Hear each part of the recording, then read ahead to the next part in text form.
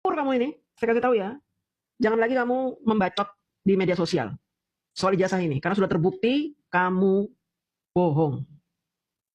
Terbukti kamu merekayasa kegaduhan ini bersama teman-teman kamu itu. Sudah stop. Nanti kami akan minta polisi untuk mengkerangkeng kamu, sekalian menjahit mulut kamu itu, supaya nggak bacot yang bohong-bohong lagi. Kami sudah muak dengar kebohongan-kebohongan kamu itu. Udah enak orang-orang di luar sana, banyak yang percaya dengan omongan kamu itu. Sok-sok dokter. Ada dokter.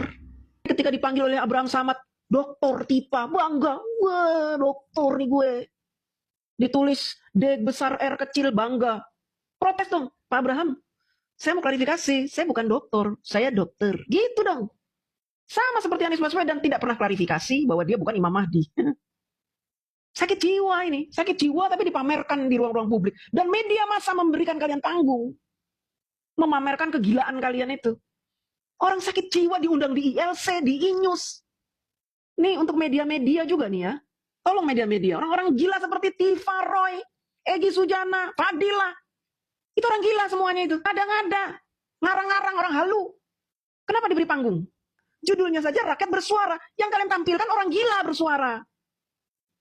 Karena kami miris melihat bangsa ini diobrak-abrik setiap hari oleh orang-orang model Tifa, Roy Suryo, Egy Sujana, orang FPI, HTI. Bahkan kalian beri panggung pengacara tidak sopan itu, siapa itu yang tompelan itu. Kalian berikan panggung dia mencak-mencak. Kenapa? INews itu menjadi turun harga dirinya kalau memanggil ibu-ibu seperti saya. ILC menjadi rendah derajatnya kalau memanggil YouTuber-YouTuber ini. Menjadi rendah. Takut nggak ada yang nonton. Hey, harus adil dong. Oh, kami juga mendatangkan ini kok. Ini. Ya mereka-mereka aja yang kamu panggil. Kita-kita pernah dipanggil nggak? Harusnya kalian itu menampung suara rakyat, benar-benar rakyat yang gelisah setiap hari.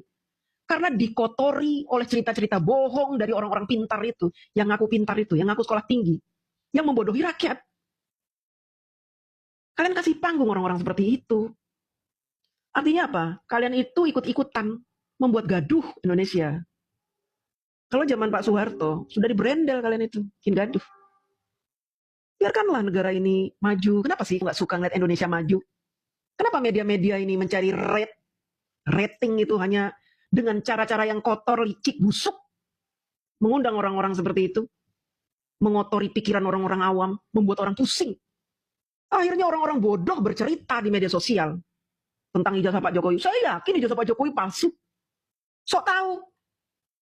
Saya percaya dengan Roy Suryo. Tidak ada satupun temuan Roy Suryo yang terbukti benar. Kacau semuanya temuan Roy Suryo itu. Karena dia bukan ahli. Dia itu cuma apa? Tukang bacot. Nggak ada keahlian dia. Cendekiawan. Sudah dia membuat temuan apa? Kalau meneliti bokep, jago dia. Tapi masih diberi panggung. Bahkan teriak-teriak di atas panggung. Perhatian ini untuk media-media ini ya. Kalau kalian tidak bisa mengatur orang-orang yang datang, jangan salahkan YouTuber-YouTuber terus bersuara. Karena ini hak kami untuk bersuara. Kalian bikin gaduh, kami membungkam mulut kalian. Kegaduhan yang tercipta selama kurang lebih 3 tahun belakangan ini oleh kaum pembenci, oleh orang-orang yang punya titel tinggi, bererot, cukup membuat kita pening, membuat kita bingung. Kegaduhan ini sengaja memang diciptakan oleh kelompok pembenci. Tapi mereka lagi-lagi berkelit ketika kita sebut mereka ini kaum pembenci. Oh, saya ilmuwan, saya peneliti. Loh, saya ini pengamat. Saya ahli hukum tata negara. Saya mantan menteri. Saya doktor. Saya ahli forensik. Bukan karena saya benci. Nah terus, tujuan kalian mengotak-atik ijazah Pak Jokowi untuk apa? Apa kepentingannya? Apa untungnya? Kami membela rakyat. Rakyat yang mana? Kami tidak butuh ijazah Pak Jokowi diperlihatkan di muka publik. Tidak butuh. Karena kami yakin Pak Jokowi mustahil memalsukan ijazahnya. Lalu kalian datang, ingin meyakinkan kami, para pendukung Pak Jokowi, bahwa Pak Jokowi ini adalah penipu, pendusta, pemalsu ijazah. Ya kan? Sayangnya kami tidak percaya. Dan akhirnya dunia medsos dibuat gaduh. Orang-orang banyak yang meragu dengan ijazah Pak Jokowi. Orang-orang pintar, banyak juga yang bertanya, benar nggak sih ijazah Pak Jokowi asli itu? Kok kayaknya penelitian dari Roy Suryo, Rismond, Dr. Tipa ini meyakinkan sekali. Emang kalian ini orang-orang brengsek. Kalian pasti punya misi dong melakukan ini. Misi kalian tidak hanya membuat gaduh dong. Kenapa memilih menjadi provokator, menjadi tukang tipu, menjadi tukang bacot yang dipanggil dari TV ke TV, podcast ke podcast? Kenapa memilih itu? Tentu karena cuannya gede. Nggak mungkin tanpa cuan mereka mau melakukan perbuatan bodoh seperti ini. Tidak mungkin. Tidak mungkin orang-orang pintar, orang-orang hebat ini mau melakukan pekerjaan-pekerjaan haram seperti ini kalau tidak ada cuannya. Nggak mungkin. Apakah kalau nanti negara kita kacau setelah mereka membuat berita-berita bohong, lalu mereka dapat jabatan gitu? Apakah begitu? Yaitu halunya mereka seperti itu. Mereka berharap kalau negara kita kacau, terjadi revolusi, maka otomatis negaranya akan bubar. Prabowo, Gibran akhirnya diturunkan. Berharap revolusi. Tanpa revolusi mereka tidak bisa menurunkan Prabowo, Gibran. Kalau revolusi sudah terjadi, mereka berharap bubar ini pemerintahan. Tapi ingat, sudah ada 8 poin yang sudah mereka kemukakan ke ruang-ruang publik. Di antaranya kembali lagi ke Undang-Undang Dasar 1945. Mereka ingin kembali lagi ke zaman Orde Baru. Sehingga nanti yang memilih presiden dan wakil presiden, MPR. Nih, saya kasih gambarannya. Mereka melakukan ini supaya negara ini chaos, kacau. Terjadi revolusi. Setelah revolusi, nanti para jenderalnya akan maju nih. Dengan Habib-Habib ini. Dengan aktivis-aktivis yang bacotnya kencang ini ya. Ulama-ulama dengan jubah-jubah panjang itu. Wah, seolah-olah mereka ini mau memerankan seperti di era sebelum kemerdekaan. Sebelum kemerdekaan ketika ingin membentuk negara ini kan melibatkan ulama-ulama dan cendekiawan-cendekiawan. Makanya mereka jauh-jauh sudah ngaku, saya cendekiawan. Roy Suryo ngaku cendekiawan, Tifa ngaku cendekiawan, Rismond ngaku cendekiawan.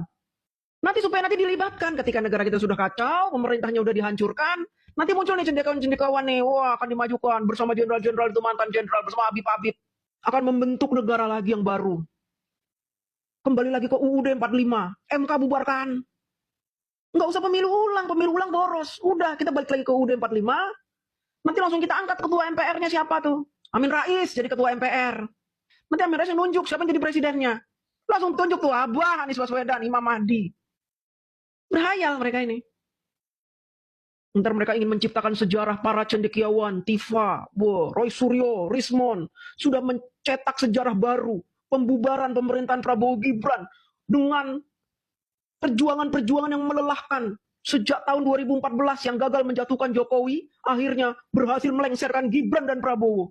Nah nanti mereka berharap kalau sudah ditunjuk nih oleh MPR, presidennya siapa, wakilnya siapa, menteri-menterinya siapa, mereka dapat jatah masing-masing.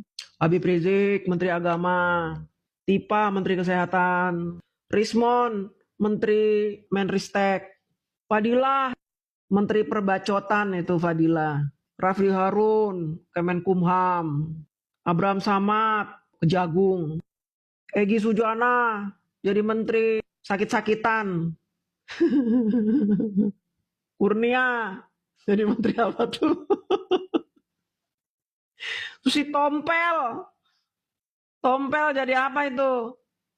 Pikirin tuh Tompel jadi apa? Orang HTI itu. Saya heran orang HTI masih dikasih panggung aja sih. Tolong dong ya, kalau negara ini mau aman damai, jangan kasih panggung orang-orang itu. Bacotnya lu udah gak pernah sekolah. Apa yang dikasih panggung? Model-model si Tompel itu merusak mental bangsa. Ini negara kita ini yang punya adat ketimuran, sopan, menjadi kayak dia itu, petantang, petenteng gitu.